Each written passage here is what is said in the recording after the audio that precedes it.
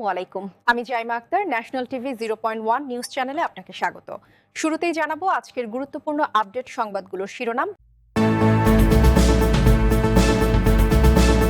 শব্দের চেয়ে ২৫ গুণ দ্রুতগতির ক্ষেপণাস্ত্র উন্মোচন তুরস্কে। মালিতে আল কায়দা সংশ্লিষ্টদের হামলায় নিহত ৫০। ভারতকে সেই অভিযানের স্মৃতি মনে করিয়ে দিল পাকিস্তান। ইরানকে সহায়তার অভিযোগে ইরাকের উপমন্ত্রীর ওপর যুক্তরাষ্ট্রের নিষেধাজ্ঞা।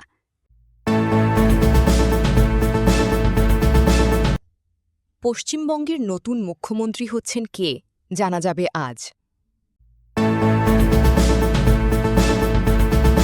এই ছিল আজকের আলোচিত সংবাদ শিরোনামগুলো। এখন বিস্তারিত সংবাদে আসছি, তবে তার আগে অনুরোধ রইল প্রতিদিনের আপডেট সংবাদগুলো সবার আগে পেতে ভিডিওটিতে একটি লাইক দিয়ে চ্যানেলটি সাবস্ক্রাইব করুন এবং কমেন্টে জানিয়ে দিন আপনি কোন জায়গা বা কোন দেশ থেকে আমাদের সংবাদগুলো দেখছেন।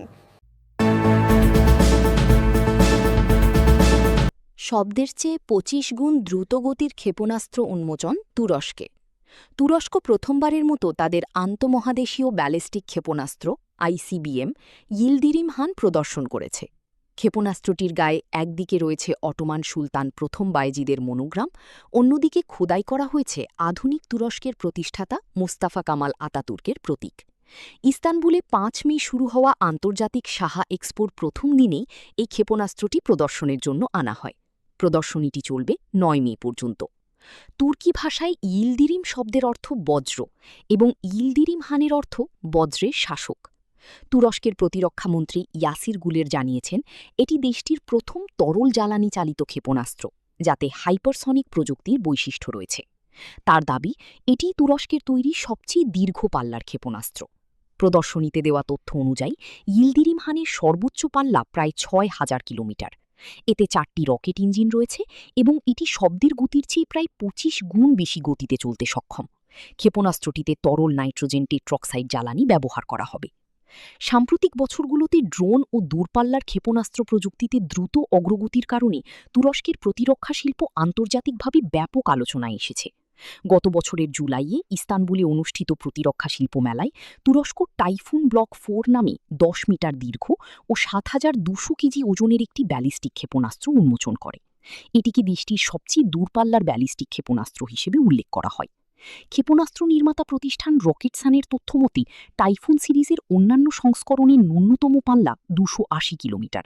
তবে ধারণা করা হচ্ছে টাইফুন ব্লক ৪ ১,০০০ কিলোমিটার পর্যন্ত আঘাত হানতে সক্ষম। এছাড়া রকেটসানের তৈরি জাঙ্ক নামের আরেকটি মাঝারি পাল্লার ক্ষেপণাস্ত্রের সম্ভাব্য পাল্লা ২,০০০ কিলোমিটার বলে মনে করা হচ্ছে। আন্তর্জাতিক বিভিন্ন চুক্তি অনুযায়ী দূরপাল্লার ব্যালিস্টিক ক্ষেপণাস্ত্র উৎপাদন ও রপ্তানির উপর বিধিনিষেধ রয়েছে। তুরস্ক এসব চুক্তির কয়েকটিতে স্বাক্ষরকারী দেশ। তবে বিশেষজ্ঞদের একাংশের মতে আন্তর্জাতিক সীমাবদ্ধতা এড়াতে অনেক সময় ক্ষেপণাস্ত্রের প্রকৃত পাল্লা প্রকাশ করা হয় না। আন্তর্মহাদেশীয় ব্যালিস্টিক ক্ষেপণাস্ত্র বা আইসিবিএম এমন ধরনের অস্ত্র যা অত্যন্ত দীর্ঘ দূরত্বে আঘাত হানতে সক্ষম। অনেক মালিতে আল কায়দা সংশ্লিষ্টদের হামলায় নিহত ৫০। মধ্য মালিতে বুধবার ৬ মে রাতে আল কায়দা সংশ্লিষ্ট সন্ত্রাসীরা ২টি গ্রামে হামলা চালিয়ে প্রায় ৫০ জনকে হত্যা করেছে। নিহতদের মধ্যে সরকারপন্থী আত্মরক্ষা বাহিনীর সদস্য ও সাধারণ মানুষ রয়েছেন বলে বৃহস্পতিবার ৭ মে রয়টার্সকে জানিয়েছেন ৩টি সূত্র। মালিতে এটি সাম্প্রতিক সময়ের সবচেয়ে প্রাণঘাতী হামলাগুলোর একটি।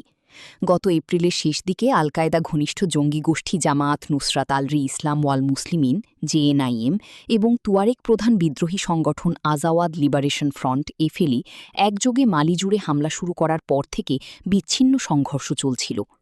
সূত্র ৩টি জানিয়েছে, হামলাকারীরা মোপ্তি অঞ্চলের ২টি এলাকাকে লক্ষ্য করে আক্রমণ চালায়। লক্ষ্যবস্তু হওয়া এলাকাগুলোর কাছের শহর ব্যাংকাসের এক বাসিন্দাও বুধবার রাতের হামলার বিষয়টি নিশ্চিত করেছেন।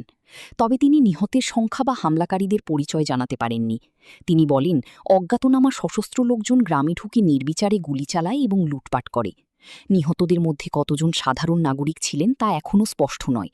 ওই অঞ্চলে সন্ত্রাসী হামলা ঠেকাতে মালির সেনাবাহিনীর মিত্র হিসেবে স্থানীয় আত্মরক্ষা বাহিনী ও শিকারী দলগুলো প্রায়ই গ্রামগুলো পাহারা দেয়। এই ঘটনায় মালি সেনাবাহিনীর মুখপাত্রের মন্তব্য জানতে চাওয়া হলেও তাৎক্ষণিকভাবে কোনো প্রতিক্রিয়া পাওয়া যায়নি। ভারতকে সেই অভিযানের স্মৃতি মনে করিয়ে দিল পাকিস্তান। গত বছরের মে মাসে ভারতের সঙ্গে আকাশপথের লড়াইয়ে বড় সাফল্যের দাবি করেছে পাকিস্তান। দেশটির বিমানবাহিনীর পিএএফের deputy chief of air staff air vice marshal Tarek Gazi বুধবার বলেছেন, মার্কাই হক অভিযানে ভারতীয় বিমানবাহিনীর আইএএফের বিরুদ্ধে ৮-০ ব্যবধানে ফলাফল অর্জন করেছে পাকিস্তান। অর্থাৎ ওই লড়াইয়ে অন্তত ৮টি ভারতীয় যুদ্ধবিমান ভূপাতিত করার দাবি করেছেন তিনি। মার্কাই হক অভিযানের প্রথম বার্ষিকীতে এক সংবাদ সম্মেলনে এ অভিযানের বিস্তারিত তথ্য তুলে ধরেন গাজী। ইন্টার সার্ভিসেস পাবলিক রিলেশনসের আইএসপিআরের মহাপরিচালক লেফটেন্যান্ট জেনারেল আহমেদ শরীফ চৌধুরী এবং রিয়ার অ্যাডমিরাল শিফাত আলী খানের সঙ্গে তিনি উপস্থিত ছিলেন। উল্লেখ্য, গত বছর মে মাসের ৬ ও ৭ তারিখে ভারত ও পাকিস্তানের মধ্যে উত্তেজনা শুরু হয়। ভারত নিয়ন্ত্রিত জম্মু কাশ্মীরের পহেলগাম শহরে পর্যটকদের ওপর হামলার জেরে পাকিস্তান সীমান্তে হামলা চালায় ভারত। ৮৭ ঘণ্টা স্থায়ী সেই সংঘাতে পাকিস্তানের দাবি, তারা ফরাসি প্রযুক্তির রাফাল সহ ভারতের ৮টি যুদ্ধবিমান এবং কয়েক ডজন ড্রোন ভূপাতিত করেছে। যুক্তরাষ্ট্রের মধ্যস্থতায় ১০ মে ২ পারমাণবিক শক্তিধর দেশের মধ্যে যুদ্ধবিরতি চুক্তি স্বাক্ষরিত হয়। এয়ার ভাইস মার্শাল গাজী বলেন, আজকের ব্রিফিংয়ের মূল উদ্দেশ্য ছিল সেই অভিযানের স্মৃতি মনে করিয়ে দেওয়া। এ সময় ভারতের নাম উল্লেখ না করে তিনি প্রতিপক্ষকে কটাক্ষ করে বলেন, তারা বারবার তাদের বয়ান পরিবর্তন করছে, কারণ তারা নিজেরাই বুঝতে চেষ্টা করছে আসলে সেদিন কী ঘটেছিল। গাজী আরও জানান, বিমানবাহিনী প্রধান জহির আহমেদ সিধু এ অভিযানের রণকৌশল প্রণয়ন করেন এবং ব্যক্তিগতভাবে অভিযানের নেতৃত্ব দেন। তিনি বলেন, ঘটনার পরপরই পাকিস্তান বিমানবাহিনী সর্বোচ্চ সতর্ক অবস্থানে থেকে নজরদারি শুরু করে। শত্রুপক্ষের যোগাযোগ ব্যবস্থার উপরও নজর রাখা হচ্ছিল। যে কোনো ধরনের প্রতিকূল পরিস্থিতি মোকাবিলায় কমব্যাট এয়ার পেট্রোল ও সার্বক্ষণিক আকাশপথে নজরদারি জারি রাখা হয়েছিল। অভিযানের ফলাফল হিসেবে ৮-০ স্কোরের ব্যাখ্যা দিয়ে গাজী বলেন, পাকিস্তান মোট ৮টি ভারতীয় যুদ্ধবিমান ভূপাতিত করেছে। এর মধ্যে রয়েছে 4টি রাফাল, একটি সুখোই 30, একটি মিগ-29, একটি মিরাজ 2000 এবং একটি অত্যন্ত ব্যয়বহুল মাল্টিরোল ড্রোন। তিনি আরও দাবি করেন, ভারতের আরও বেশ কিছু যুদ্ধবিমান লড়াইয়ের সময় এতটাই ক্ষতিগ্রস্ত হয়েছে যে সেগুলো আর মেরামতের যোগ্য নেই। বিমানবাহিনীর ইতিহাসে এটিই প্রথম এমন অভিযান যেখানে বহুমুখী সম্পদের বা মাল্টিডোমিন অ্যাসেটসের সমন্বিত ও সফল প্রয়োগ করা হয়েছে বলে উল্লেখ করেন তিনি। ইরানকে সহায়তার অভিযোগে ইরাকের উপমন্ত্রীর ওপর যুক্তরাষ্ট্রের নিষেধাজ্ঞা। ইরাকের উপতেলমন্ত্রী আলী মারিজ আল বাহাদলির ওপর নিষেধাজ্ঞা আরোপ করেছে যুক্তরাষ্ট্র। তার বিরুদ্ধে অভিযোগ, তিনি ইরানের সরকার ও ইরানপন্থী মিলিশিয়াদের সুবিধার জন্য ইরাকি তেল সরিয়ে বিক্রিতে সহায়তা করেছেন। এ বিষয়ে মার্কিন ট্রেজারি সেক্রেটারি স্কট বেসেন্ট বলেন, ইরানের শাসক গোষ্ঠী যেন একটি দুর্বৃত্ত চক্রের মতো ইরাকের জনগণের প্রাপ্য সম্পদ লুট করছে। তিনি আরও বলেন, ইরানের সামরিক বাহিনী যাতে ইরাকি তেল ব্যবহার করে যুক্তরাষ্ট্র ও তার মিত্রদের বিরুদ্ধে সন্ত্রাসে অর্থ যোগাতে না পারে সে বিষয়ে ট্রেজারি বিভাগ নীরব থাকবে না।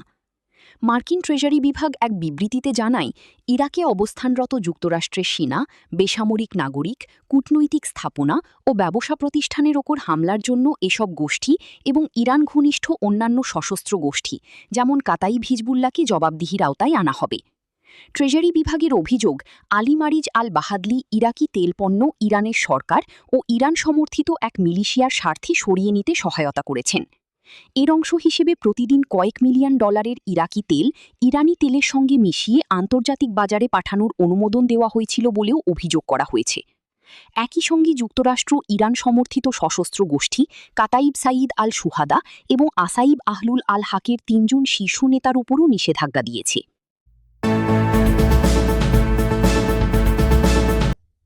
পশ্চিমবঙ্গের নতুন মুখ্যমন্ত্রী হচ্ছেন কে, জানা যাবে আজ। পশ্চিমবঙ্গে বিধানসভা নির্বাচনে ভূমিধস জয় পেয়েছে বিজেপি। কয়েকদিনের মধ্যে নতুন সরকার গঠন করবে দলটি। সেই সরকারের মুখ্যমন্ত্রী কে হবেন তা নির্ধারণ হবে আজ শুক্রবার। ইতোমধ্যে পশ্চিমবঙ্গে এসেছেন বিজেপির জ্যেষ্ঠ নেতা এবং ভারতের কেন্দ্রীয় সরকারের স্বরাষ্ট্রমন্ত্রী অমিত শাহ। গত ১ দশকে অবশ্য বহুবার এই রাজ্যে এসেছেন তিনি, কখনো বিজেপির সর্বভারতীয় সভাপতি হিসেবে, কখনো কেন্দ্রীয় স্বরাষ্ট্রমন্ত্রী হিসেবে। কিন্তু বৃহস্পতিবার রাতে এক অন্য ভূমিকায় কলকাতায় অবতীর্ণ হয়েছেন অমিত। গৈরিক বাংলায় নতুন মুখ্যমন্ত্রী কে হবেন, বাংলার জয়ী বিজেপি প্রার্থীদের সঙ্গে কথা বলে তা চূড়ান্ত করতেই তাঁর এবারের আগমন। যদিও বঙ্গ বিজেপির একাংশের বিশ্বাস, মন্ত্রিসভার তালিকা পকেটে নিয়েই বুধবার রাতে কলকাতা বিমানবন্দরে নেমেছেন শাহ। জয়ী প্রার্থীদের সঙ্গে বৈঠক নিছকই আনুষ্ঠানিকতা। তবে বিজেপির এক কেন্দ্রীয় নেতার ব্যাখ্যায়, শ্যামাপ্রসাদ মুখোপাধ্যায়ের বাংলায় বিজেপির সরকার তৈরি করা অমিত শাহের স্বপ্ন ছিল, সেটা পূরণ হয়েছে। কি মুখ্যমন্ত্রী হবেন, কি উপমুখ্যমন্ত্রী হবেন, সেটা নির্ধারণ হবে আজ। বঙ্গের গেরুয়া ব্রিগেডে এখন চাপা উদ্বেগ। মুখে স্বীকার না করলেও বহু বিধায়কেরই চাপে আছেন। 4 মে ভোটের ফল প্রকাশের দিন যথেষ্ট উদ্বেগ ছিল তাদের। শুক্রবার নিউটাউনে বিশ্ববাংলা কনভেনশনে অমিত শাহের সঙ্গে বৈঠকে বসার আগে তাদের উদ্বেগ আরও বেশি। কারণ সেখানেই ঠিক হবে কোন কোন বিধায়ক আসন্ন রাজ্য সরকারে মন্ত্রিত্ব পাচ্ছেন। বিজেপির এক জয়ী প্রার্থী বুকে হাত দিয়ে বললেন, নিজের হার্টবিটের শব্দ নিজেই শুনতে পারছি, এত টেনশন হচ্ছে। কেউ বলছেন তালিকায় আমার নাম আছে, কেউ আবার বলছেন কোনো গ্যারেন্টি নেই। এক জয়ী প্রার্থী বলেন, ভোটে জেতার প্রত্যাশা ছিল না, কারণ বাংলায় আমরা হারতে হারতেই রাজনীতি করেছি, পরাজয়ের অভ্যেস আমাদের আছে। কিন্তু প্রবল হাওয়ায় জিতে যখন গিয়েছি, তখন মন্ত্রী হওয়ার আকাঙ্ক্ষাটাও এই যাত্রায় পূরণ করতে চাই। শুক্রবার দুপুরে বিজেপির জয়ী 207 প্রার্থীর সঙ্গে বৈঠক করবেন অমিত।